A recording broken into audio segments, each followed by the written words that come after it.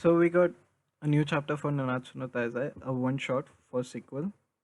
Uh, we saw Lancelot. I thought he was a girl at first, but after he gets haircut, looks more boyish, more like Ban. But I seriously thought he was a girl, and cute one at that. So we got some backstory. Tristan managed to win Lancelot during a battle, which is interesting as we don't know the depth of Lancelot regenerative abilities. He has a lifespan of a fairy, that is all we know, but if he inherit the immortality. But Bond did give his life force to Elaine to revive her, so I think he doesn't have immortality anymore. But it is still interesting that he was able to wound him since Meliodas wounded Bond, so I think that's where author is trying to go. Well, that is a question I really would love to know the answer of. So if anyone knows anything about it, just please post it in comment. But what I do know is that King Arthur is finally doing something. Like he promised an eternal kingdom at the end of Natsuno Taizai. It was like a good and open ending that there would be something and what could they do. But now the author is actually showing what Arthur can actually do with his powers, with the power of chaos. In the story right now, if you read the one shot, you will know that humans are disappearing here and there. So the only one I know who wields such bizarre power is Arthur with chaos. I mean, he's the only one who can actually make humans disappear from all over the place. That makes him a really hard, maybe very strong. Nanatsu no Taizai as a whole might be getting a huge upgrade, but I'll talk about that later. What right now is interesting is at the end of one shot, Lancelot and Jericho, sorry, Jericho disappeared at the end of the manga, or rather went to a place where a Ban can't go. He seems to know about it, maybe, but not sure if he can go. We know that Lancelot went there and got the title of the Prince of the Lake. In the original legend, Lady of the Lake, as much as I know, gave out three swords: Excalibur to Arthur, Arundite to Lancelot. Right, Arundite sword to Lancelot and Galatine to Gwen. Right, these three. Right, these were the only one that she gave. But these swords have amazing power. It is said Arendite is a sword with power like Excalibur. Maybe it's replica or something. Galatine is most interesting one because it has similar power to Male, the Sunlight or Escanor. Its power is are at its highest where there is the greatest sunlight.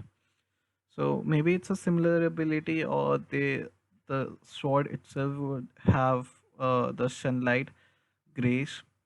We don't know anything about Lady of the Lake. We know just she is there. She could be someone like Supreme De not I'm not saying she is Supreme Deity, but she might be same tier as Supreme Deity.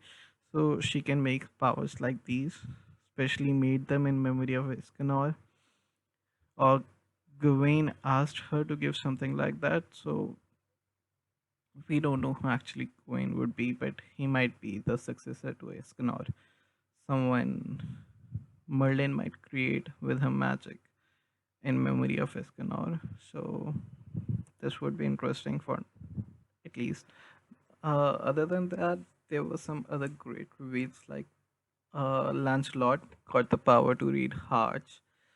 This is always confusing. What is the difference between reading hearts and reading mind? I believe that reading mind is more about on mechanical and physical levels. Someone can read mind if it gets stronger, they can read memory, past memories, or something. While reading hearts, it is about more on spiritual level, as in reading past feelings.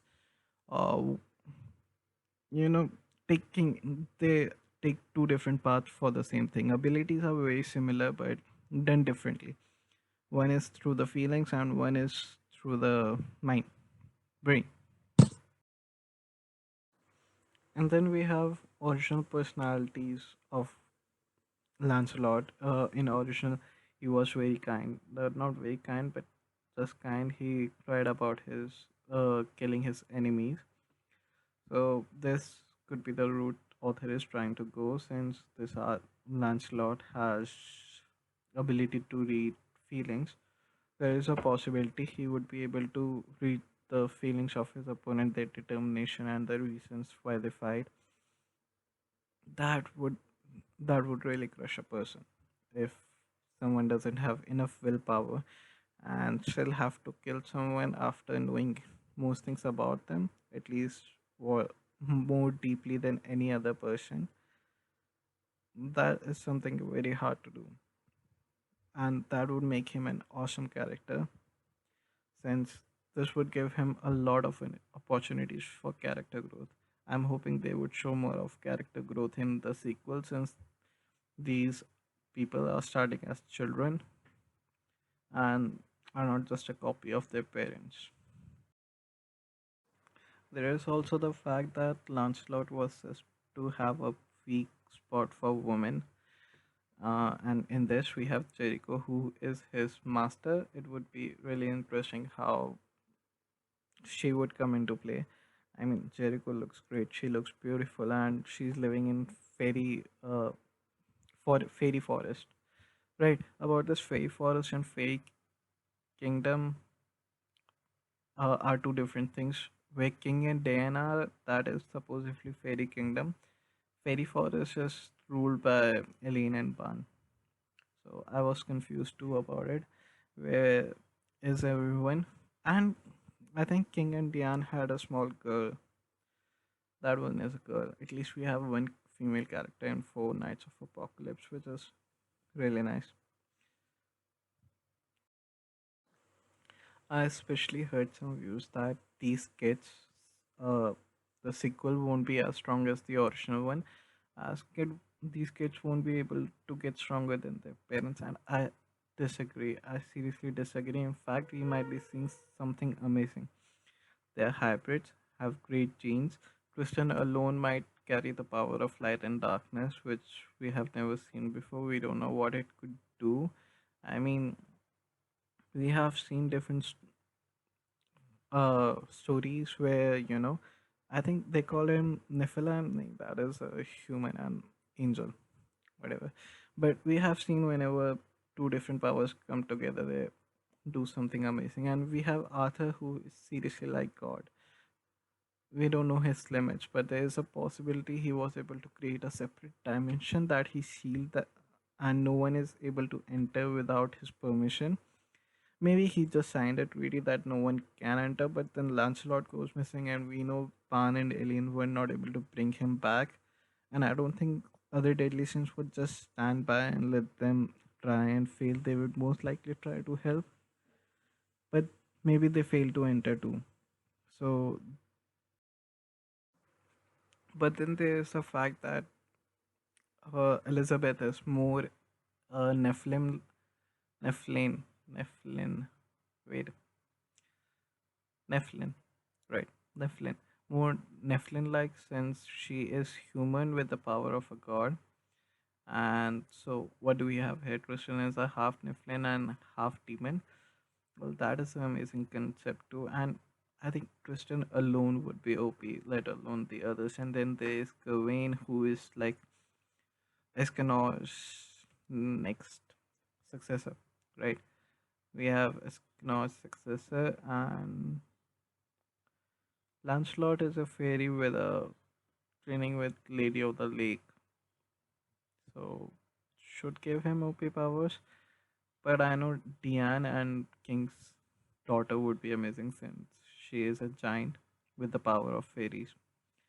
Don't know how they match, but I think giant have physical strength and fairies have magical strength, so she would have both magical and physical talents, which magical swordsman type, which kind of makes her a knight with magical powers, one of the knights of apocalypse. But it is just a theory. We don't know how their powers would develop, but something like these.